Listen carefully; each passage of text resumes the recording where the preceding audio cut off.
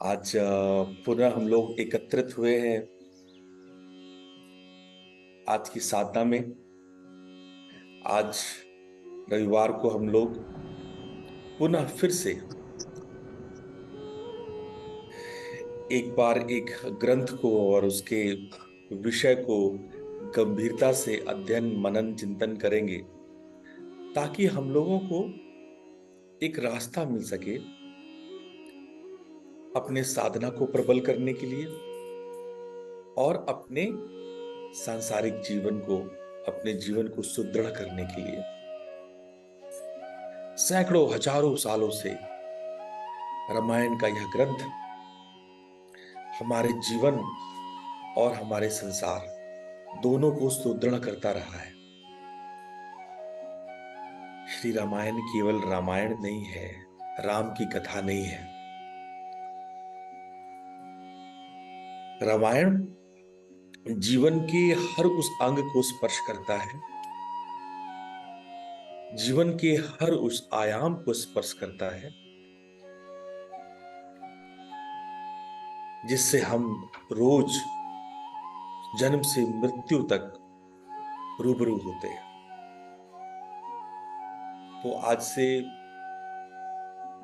लगभग 3 महीनों तक, यानी कि अगस्त, सितंबर और अक्टूबर, ये 3 मास हम लोग रामायण प्रत्येक संडे, लगभग आप समझो कि 1 दर्जन एपिसोड्स इसके होंगे, 11-12 एपिसोड्स होंगे। और इस 11-12 एपिसोड्स में हम रामायण को, सिर्फ रामायण को नहीं समझेंगे, बल्कि अपने जीवन को समझेंगे। जब हम रामायण समझते हैं तो हम अपने जीवन को समझते हैं। रामायण, जैसा मैंने कहा, केवल राम की कथा होती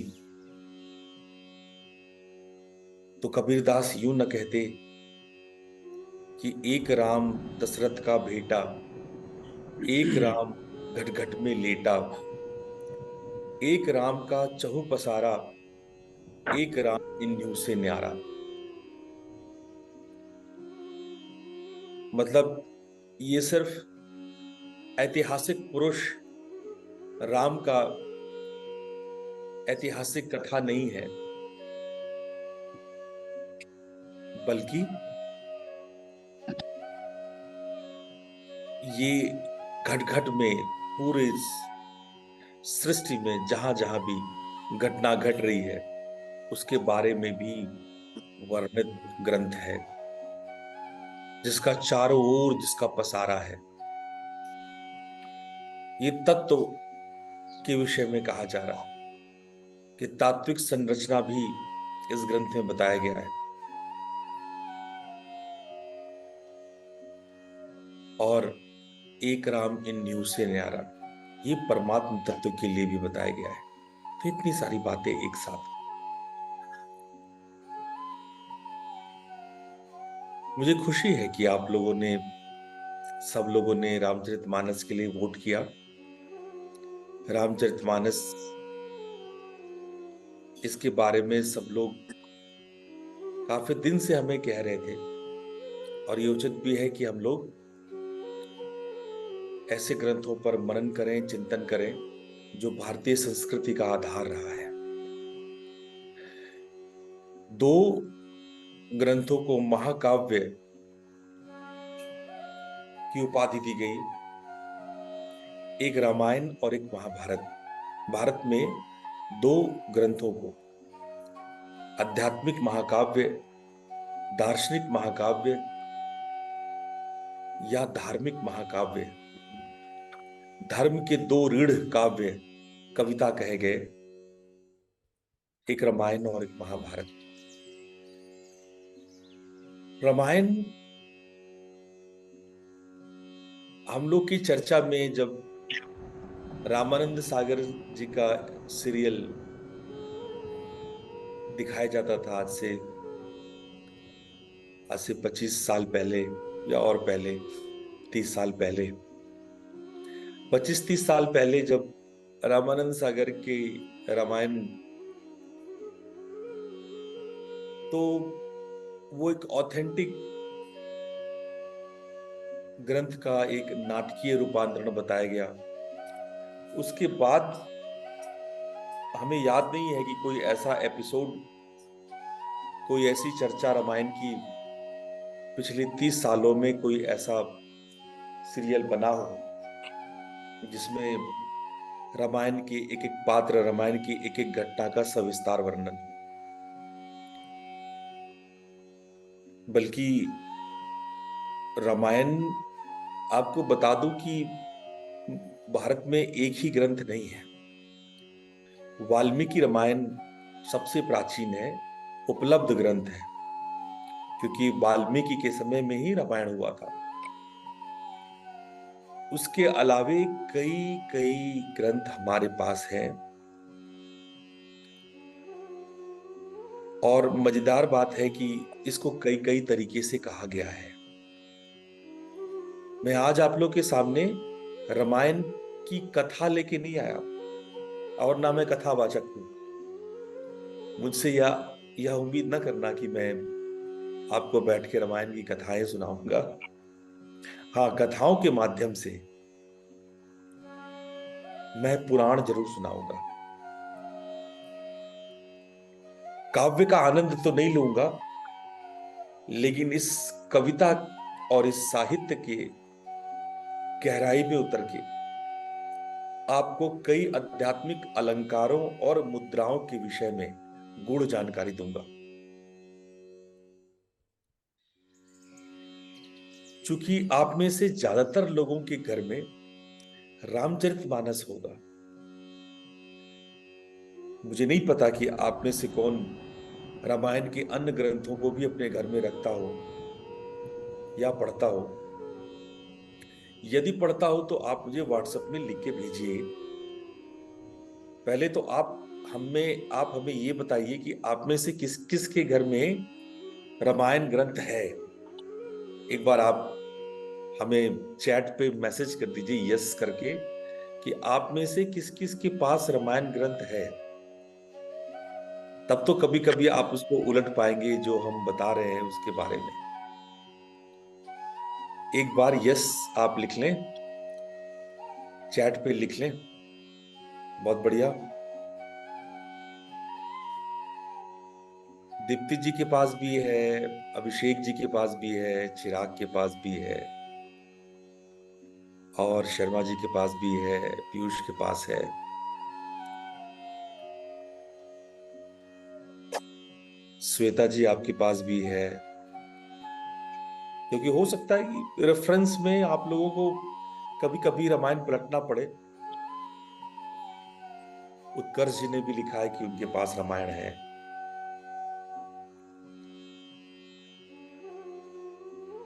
और अगर जिनके पास नहीं है तो मेरा सुझाव है कि आप ले लें, उसे खरीद लें। मुकेश जी भी लिखते हैं कि उनके पास भी है। तो आप सभी के पास लगभग लगभग रामचरितमानस है, और हम उम्मीद करते हैं कि मानस ही होगा। रामायण के दूसरे ग्रंथ तो नहीं है। लगभग लगभग 27-28 ग्रंथ है रामायण के। पूरे नॉर्थ से साउथ तक रामायण के अलग अलग 26 से 27 ग्रंथ हैं। कुछ स्कॉलर इसको 26 कहते हैं, कुछ स्कॉलर इसको 27 कहते हैं। जो मानक, जो स्टैंडर्ड ग्रंथ है, जिनको इतिहासकारों ने, जिनको धार्मिक पुरोहितों ने स्वीकार किया है, वैसे 26-27 अलग अलग ग्रंथ हैं। उनमें से रामचरितमानस को वाल्मीकि रामायण के बाद किसी ग्रंथ को सबसे ज्यादा वरीयता या प्रधानता दी गई है तो वो है रामचरितमानस। अब रामचरितमानस 15वीं शताब्दी में लिखा गया ग्रंथ है, कोई बहुत प्राचीन ग्रंथ नहीं है। भारत में 800-900 साल पुराना बहुत पुराना नहीं बोलते। अच्छा, 900 साल ही पुराना है, ओनली 900 years old। तो अभी तो बहुत नया नया लिखा हुआ है। जब तक वो 2-3 हजार साल पुराना ना हो तो उसको हम लोग पुराना नहीं बोलते। तो रामचरितमानस ज्यादा प्राचीन नहीं है, लेकिन जिस ग्रंथ से वो लिखा गया है, रामचरितमानस एक तरह से एक ग्रंथ का हिंदी अनुवाद है। और जिस ग्रंथ से वो लिखा गया है उसका नाम है अध्यात्म रामायण। क्योंकि दूसरे ग्रंथों में इस तरह से बाल कांड, अयोध्या कांड, किष्किंधा कांड, लंका कांड ऐसे करके चैप्टराइजेशन नहीं है। पुराणों में भी है। रामायण की कथा, अग्नि पुराण, आप बहुत सारे पुराणों में रामायण की कथा पढ़ सकते हैं। अधिकांशतः पुराणों ने रामायण की बातें कही है, बहुत शॉर्ट में कथाएं कही गई है। पुराणों में भी उसकी बातें हैं। लगभग लगभग 6 पुराणों में राम की कथा लिखी गई है। 26 अलग अलग किताबें हैं। वाल्मीकि रामायण पहली किताब है, और रामायण के ऊपर ऑथेंटिक बुक, जिसको कि पूरे समाज ने स्वीकारा हो, रामचरितमानस आखिरी किताब है। ऐसा नहीं रामचरितमानस के बाद किताब नहीं लिखी गई, रामचरितमानस के बाद भी किताबें लिखी गई है, और रामचरितमानस को चैलेंज करते हुए लिखी गई है। एक दो नहीं, रामचरितमानस के बाद लगभग लगभग 77 किताबें लिखी गई है। लेकिन उन 77 किताबों पर कोई आध्यात्मिक मुहर नहीं है, या सभी लोगों ने उसे आत्मसात नहीं किया है, जैसे अवध भूषण रामायण। इसके अलावा एक और रामायण है जो कि रामचरितमानस के ठीक बाद लिखा गया, घट रामायण। घट रामायण हाथरस के स्वामी, हाथरस के बाबा जी ने लिखी थी, और ये 2 भाग में है घट रामायण। तो इस प्रकार से किताबें लिखी गई है। लेकिन हम रामचरितमानस के विषय में कह सकते हैं कि रामचरितमानस सभी लोगों ने, भारत के सभी आध्यात्मिक संस्थानों ने, सभी परंपराओं ने, सभी विधाओं ने, सभी प्रथाओं ने उसको स्वीकार किया। उसके गीत गाए गए, उसके चालीसा पढ़े गए। और रामचरितमानस जिस ग्रंथ से निकल के आया है उसे कहते हैं आध्यात्मिक रामायण। आध्यात्मिक रामायण कब लिखी गई नहीं कहा जा सकता है। लगभग संस्कृत में उसका पूरा वर्णन है, लेकिन हाँ, वो उसी प्रकार से चैप्टराइज्ड है और उसी प्रकार से वर्णन है जिस प्रकार से तुलसीदास जी ने किया। अगर अध्यात्म रामायण को पढ़ेंगे तो आपको लगेगा कि ये रामचरितमानस ठीक ठीक इसका हिंदी अनुवाद है। उस समय वो हिंदी ही था। जो आप जो भाषा देखते हैं, अवधी भाषा देखते हैं, वो उस वक्त हिंदी ही था, हिंदी भाषा ही थी। तो जो हिंदी हम लोग बोलते हैं आज से 500 साल पहले, वो वैसी हिंदी नहीं बोली जाती थी।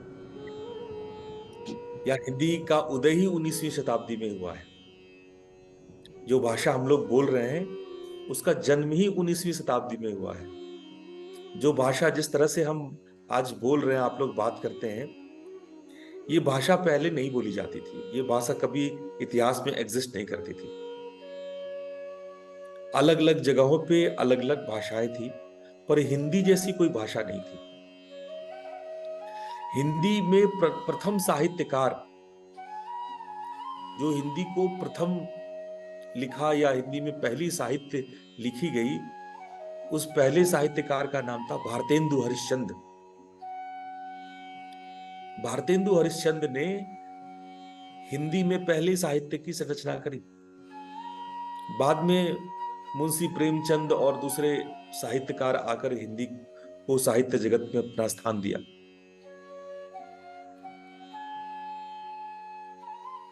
और दूसरे राइटर्स भी आए उस वक्त। भारतेंदु हरिश्चंद्र के बाद श्री सच्चिदानंद वात्स्यायन अज्ञेय जी आए, फिर निराला। इस तरह के राइटर्स ने आकर के हिंदी को, जयशंकर प्रसाद, हिंदी को आकर के स्थान दिया। तो आज हम लोग जो भाषा बोल रहे हैं, हम इन सब साहित्यकारों के, इन सब महान कवि साहित्यकारों के ऋणी हैं, वरना हिंदी कोई भाषा नहीं थी। हिंदी की भाषा जो है 19वीं शताब्दी में इसकी व्याकरण तैयार की गई, इसको बनाया गया। उससे पहले जो भाषाएं बोली जाती थी क्षेत्रीय भाषाएं, चाहे वो राजस्थान हो, चाहे वो हरियाणा हो, यूपी हो, बिहार हो, सब लोगों की अलग अलग क्षेत्रीय भाषाएं थी। हर राज्य की भी अपनी अपनी क्षेत्रीय भाषा है। तो जिस जगह गोस्वामी रहते थे, उन्होंने अपनी भाषा में जो संस्कृत महाग्रंथ अध्यात्म रामायण का, उन्होंने अपनी भाषा में, लोकल भाषा में भाषानुवाद किया। तो ये भाषानुवाद भी अपने आप में अनोखा था कि रामायण पर इतना बड़ा ग्रंथ, इतनी बड़ी काव्य लोकल भाषा में पहली बार लिखी गई। उससे पहले जितने भी रामायण लिखे गए सब संस्कृत में लिखे गए। रामचरितमानस के पहले जितने भी रामायण लिखे गए सब संस्कृत में लिखे गए। पहला इकलौता ग्रंथ है जो लोकल भाषा में लिखी गई। और मजे की बात है, इसके बाद किसी भी लोकल भाषा के ग्रंथ, रामायण ग्रंथ को मान्यता नहीं मिली।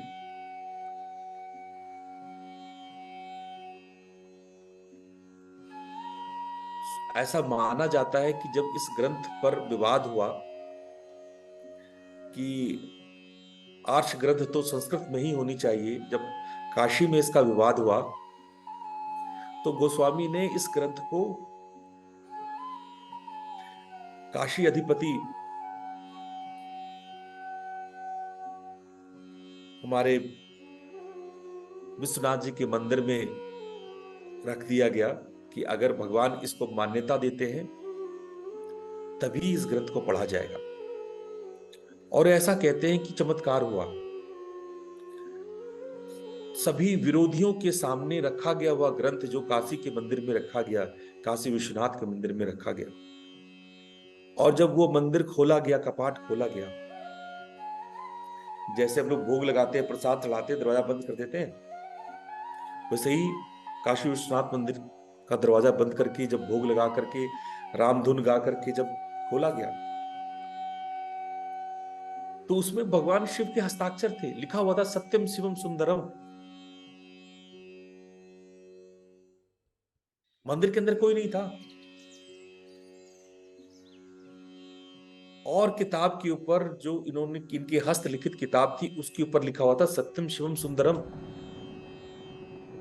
इसको भगवान शिव का हस्ताक्षर माना गया। और पूरे काशी में यह प्रमाणित हुई कि इस ग्रंथ को आर्ष ग्रंथ की उपाधि दी जाए। ऐसा अद्भुत चमत्कार किसी ग्रंथ के साथ नहीं हुआ।